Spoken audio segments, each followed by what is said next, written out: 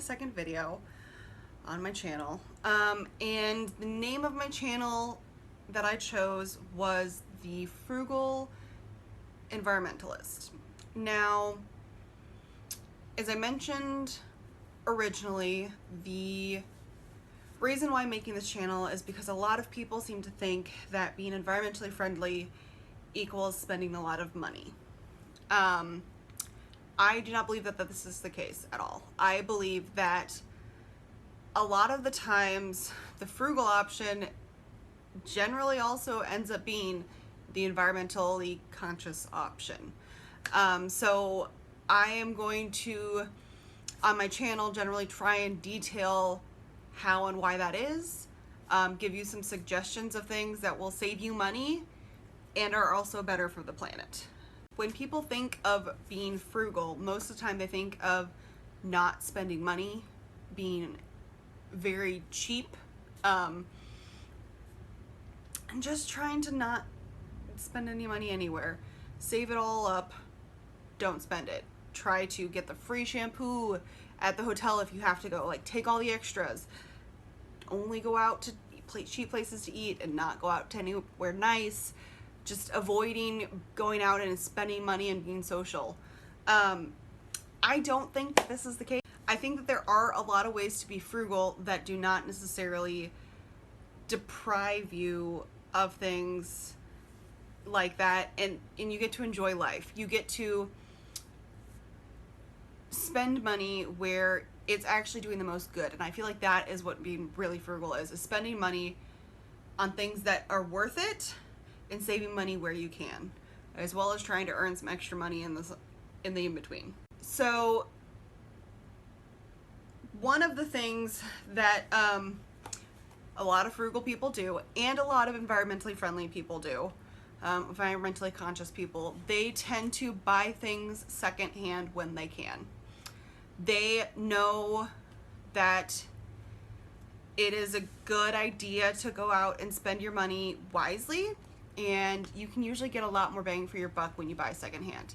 There are obviously some items that you do not want to really ever buy secondhand. Underwear, your bed, you know, some of those sorts of things you really don't want to buy secondhand because it's really important to get good quality, which we'll touch on in a second. You can find a lot of great options thrifting. There are a lot of different local thrift stores that you can go to find great deals, save a lot of money on your clothes while also getting good items. Now, thrifting in a physical thrift store can be overwhelming when you have not thrifted before. When I was younger, thought thrifting was gross. I thought using people's secondhand stuff was gross, and I didn't want to do it. But as I got older, I realized that actually there's a lot of awesome things there that you can find that are sometimes a lot better quality than you can find at like the fast fashion sort of places for a lot cheaper. If going to a physical thrift store overwhelms you, there are actually a lot of different great online thrifting or secondhand ways that you can go about shopping. You can look on a website called Thredup, where it's a secondhand clothing store, and so you can find a bunch of different options there for clothing, and you can sort and filter based on your size and color choices and things like that, so you can find exactly what you need without all of the effort of sorting through piles and piles of clothes at the thrift store. You can also look at Facebook Marketplace, eBay, Letgo, Offerup, all those kind of like local buy-sell places. I know I said eBay, and sometimes eBay can be a local, there are some like local sellers, or you can also, again, do the same sort of thing as with Thredup and specifically find an item that you like. If you know that you want a specific brand's pair of shoes, you would be surprised what you can find out there. I actually recently sold a pair of shoes on there. I sold a pair of Chacos, which are $100 some brand new. I had gotten a pair and worn it for almost a summer, but they were still like not well, like they didn't show much wear at all. And so I ended up selling them on there because I did not like the feel and the fit at all, but I wanted to recoup some of my losses. So I was able to go back onto eBay and sell them. I didn't make all the money back, but someone out there got a really good pair of shoes for like $40 something. You could be that person. You could go out and get those cheap shoes, cheaper shoes. They might have a little bit of wear, but you get them at a steep discount. So besides buying things secondhand, one of the other things I think a lot of frugal people do is they buy quality over quantity. So even if you are buying something new, you go out there and you try and find something that is going to last you for years. It's a good quality. It's not going to just fall apart on you. It's not made out of like particle board or, you know, something cheap and poorly made and just meant to be used for a year and thrown away, which unfortunately is a lot of things these days, is meant to fall apart and force you to buy more. It's a thing that a lot of companies do to try and get you to have to go spend more money. They try and make it so you feel like you've gotten your money's worth out of, you spend cheaper amounts of money on the furniture, but then when it falls apart in a year or 2 or 3, you're just like, oh, it's totally fine. Yeah, of course, I'll just go buy a whole nother one. It's fine. Instead of making things that are solidly built and built to last. So when buying things like furniture, if you're not finding it secondhand and you want a very specific piece, or you decide that you really want a kayak or something, or any sort of, or a coat, or a really good winter coat, or a raincoat or something like that, if you are not finding it secondhand, or it's an item that you don't want to buy secondhand / shouldn't, like a bed, you go out there and you find and get your money's worth, so that it's something that's going to last a long time. Along with buying something that's a good quality and going to last a long time, investing in a good mattress and a bed is, in my opinion, well worth the money. You're really frugal and you don't spend a lot of money on your bed, but then you get a crappy night's sleep every night and back pain, that is not worth it, because you're going to end up spending more in, you know, trying to make your back not hurt, or your neck, or whatever. And also you're going to lose productivity and because you're not sleeping well.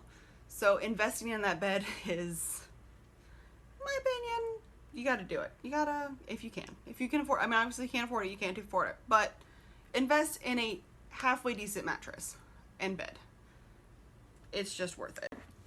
Generally, also, when you are buying things that are of quality, you are helping the environment because you're not throwing things into the landfill every year or so when things break and fall apart, as well as, not always, but I've found that the brands that are good quality tend to be more environmentally friendly, / you can find a lot more environmentally friendly brands that are very durable.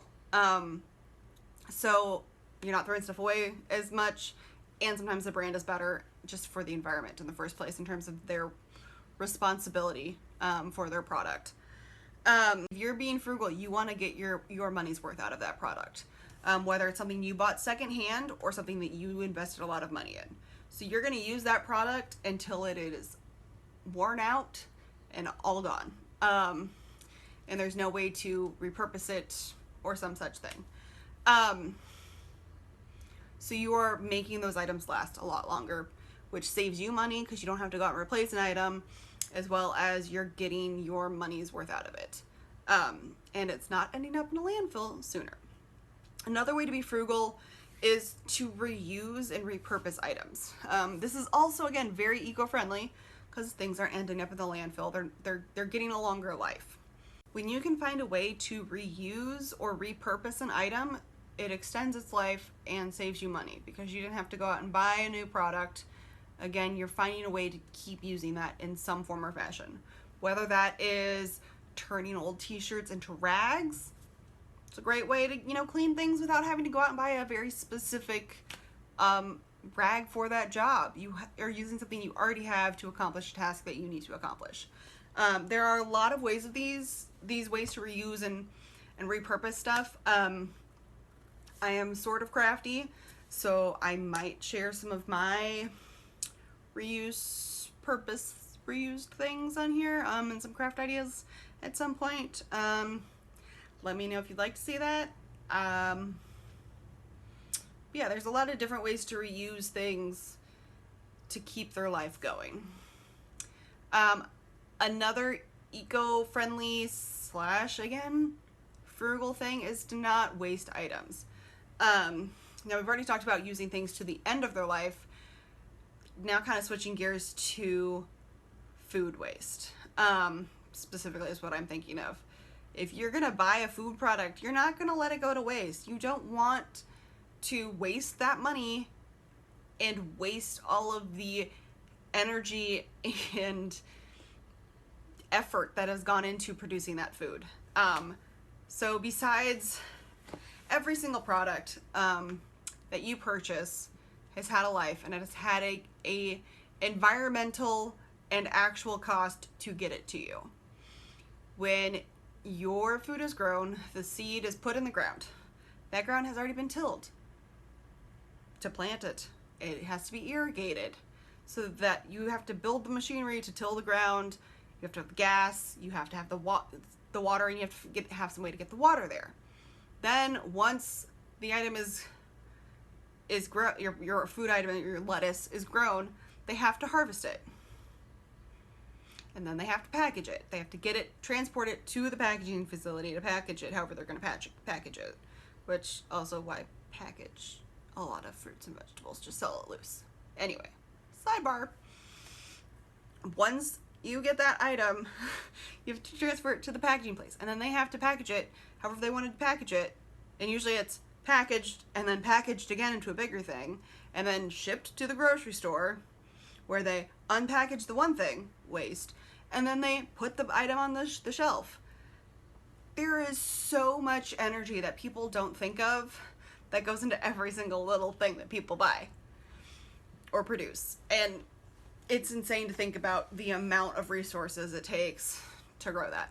The amount of water alone to grow most food is excessive. And while water is such a valuable resource, it's one of everything needs it to live. Life is not possible without it. But there's a lot of water that gets wasted. And that's another whole other thing. And I'm divulging. Anyway, back to food waste. So because of all of these things and how much it costs to get it to you in terms of energy and water and time and effort, you don't want it to go to waste. You don't want to waste your money that you spent also on that item to go to waste. So doing what you can to prevent food waste, very important. Another thing with food can also be packing your own lunch. One, it'll force you to eat the food that you already have, which is good if you actually eat your lunch. And two, it saves money. Packing your own food, generally you control how much waste there is, so you can buy the things without having to go to a fast food restaurant, which adds a lot of excess packaging. Lots of excess packaging. And they always try and give you a straw, even when you tell them no.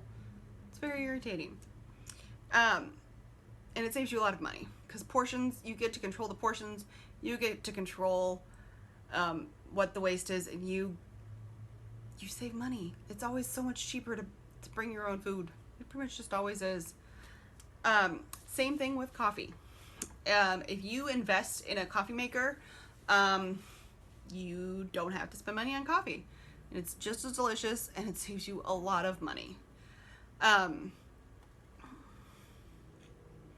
There's a lot of other things kitchen-wise and food-wise, so I'm probably going to do a whole video about that at some point in time. But generally, if you just bring your own food, you bring your own coffee, you're going to save a lot of money, and you're going to save a lot of waste in a lot of different ways from that. And so I'll probably go into that later at some point in time. Another way that a lot of people end up trying to save money if they're being frugal, or trying to save the environment is buying in bulk. Now, to people in the environmental field, this can generally mean different than to the general public. Most of the time, the general public thinks buying at Costco or Sam's Mart is how you're buying in bulk. You're just buying the larger object, the one that has more servings in it per the smaller one, which generally will save you money. Being environmentally friendly can sometimes coincide with this, but most of the time when people are thinking of buying in bulk in the environmental field, they're thinking of buying things that are unpackaged completely. So there's a section, if you're lucky, and it's becoming a little bit more popular in a lot of different grocery stores, where they have sections kind of like they did like candy stores once upon a time, where you had just like the bins. You have bins of different sorts of foods. Usually these things are dry foods, such as nuts, sometimes some grains like popcorn. You can buy popcorn loose, you can buy oats, things such as that. Sometimes they'll also have the candy in that section, which, why do you need to? A lot of the times, a lot of the places around here, most of the bulk section is candy, which, can we get more options of non-candy things, please? I am lucky enough that sometimes they also do have things such as spices, and honey is another one of the things that I can find at a lot of grocery stores in the bulk section, and peanut butter. I love the peanut butter. So when you buy in bulk at a store such as Costco or Sam's Club, it can be more environmentally friendly than buying things at a normal grocery store. But there's a lot of caveats with this. So while Costco and stuff can save you money, sometimes the larger thing that you're buying that's non-perishable is a bunch of individually packaged things all wrapped up in plastic, which is not really environmentally friendly. Now, if you're buying just like a thing of shampoo, and instead of buying a normal thing of shampoo, you buy like just a huge bottle of shampoo that's just one single bottle, that can be environmentally friendlier. It's maybe not the most eco-friendly option, but it is a way to save money and be a little bit eco-friendlier. I'll go into more detail later in a different video about different swaps that will potentially almost always save you money and be eco-friendlier than just buying in like Costco bulk, which are not always just the buying in Sustainability bulk, aka no packaging, but usually it's a lot less plastic, the ways I'm going to talk to you about, but we'll get there. I really could go on and on about the ways of being environmentally friendly and frugality go together. Every time that you save a resource, you spend less on electricity, you spend less on water, you spend less on gas, you spend less on any of those things, you are saving money and you are helping save the planet. You save food, you save all of those things, you're helping save the planet. Now, there's definitely ways you can go wrong with saving money and then hurting the planet. Again, think those tiny shampoo bottles. All the little free condiments that you can get at, like, I know Chick-fil-A used to have a lot of free coffee creamers and stuff, and I had a friend who was cheap and would steal the coffee creamers from Chick-fil-A. Don't be that person. It doesn't save you that much money. It makes you look crazy, and it's bad for the environment. Please don't do that. Don't do that. But things like that are not doing the most good and not getting you the most money-saving options. It's a lot more effort than it is worth saving. So I'm going to try and bring you ways that are going to save you money and also going to help save the planet, as well as ways to turn your passions and environmentally friendly things in ways to make money. So more on that later, and thank you for tuning in.